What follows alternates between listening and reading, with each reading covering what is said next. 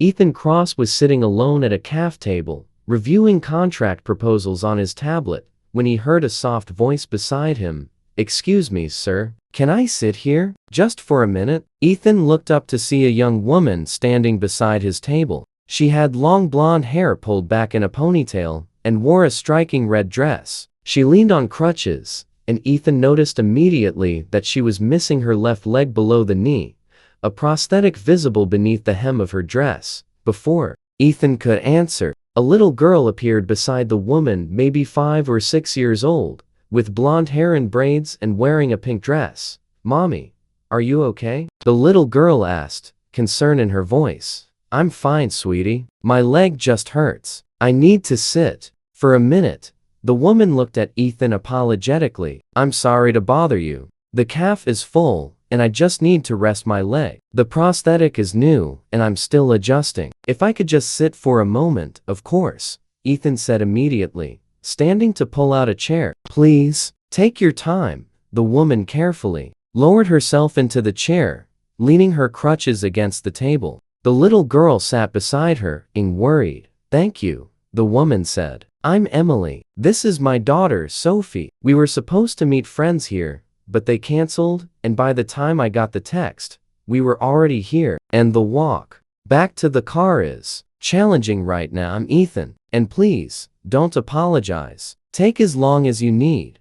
He looked at Sophie. "Would you like some hot chocolate while you wait?" Sophie's eyes lit up, and Emily started to protest. "You don't have to. I like to. If that's okay."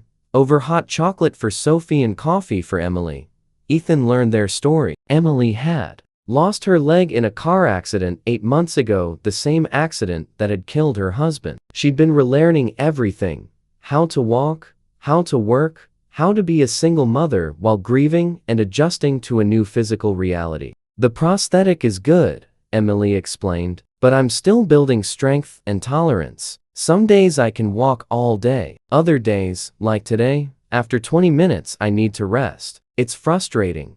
"Mommy used to dance," Sophie said. "Before the accident, she was really good." "I was a dance instructor," Emily clarified. "Obviously, that career is over now. I'm still figuring out what comes next." Ethan found himself studying Emily, not her missing leg, but her face, her strength, the way she smiled at her daughter despite obvious pain and loss. There was something captivating about her resilience. "Can I tell you something?" Ethan said. "You're beautiful." Emily's face flushed. "That's kind of you to say, but you don't have to." "I'm not being kind. I'm being honest. You walked in here, clearly in pain, apologizing for needing to sit down, worried about bothering a stranger. But Emily, you're raising a daughter alone while learning to walk again after losing your husband. That's not weakness. That's extraordinary strength. And yes, you're physically beautiful too. The prosthetic doesn't change that." Emily's eyes filled with tears. "You have no idea how much I needed to hear that. Since the accident, I feel like people see the prosthetic first and me second. Or they're uncomfortable and don't know what to say. Or they treat me like I'm fragile. You're the first person in months who's just talked to me like I'm a normal person. You are a normal person. You just happen to have a prosthetic leg. That's one fact about you, not your defining characteristic." Over the following hour, they talked about everything: Emily's dreams of returning to dance in some capacity, Ethan's work as CEO of a tech company, Sophie's love of ballet, the challenges of rebuilding life after loss. When Emily finally said she needed to get Sophie home, Ethan didn't want her to leave. "Can I give you my number?" he asked. "I'd like to see you again, if you're open to that." Emily looked surprised. "You want to see me again? Even knowing about everything?" "I want to see you again because of everything. Emily, you're strong, intelligent, funny, and yes, beautiful. I'd like to get to know you better, if you're interested." Over the following months, Ethan and Emily dated carefully. He attended Sophie's ballet recitals, helped Emily research adaptive dance programs, supported her through hard days when the prosthetic hurt or grief overwhelmed her. He learned about phantom limb pain, about the frustration of relearning basic movements, about the courage it took to try new things without guarantees, Why are you with me? Emily asked one evening.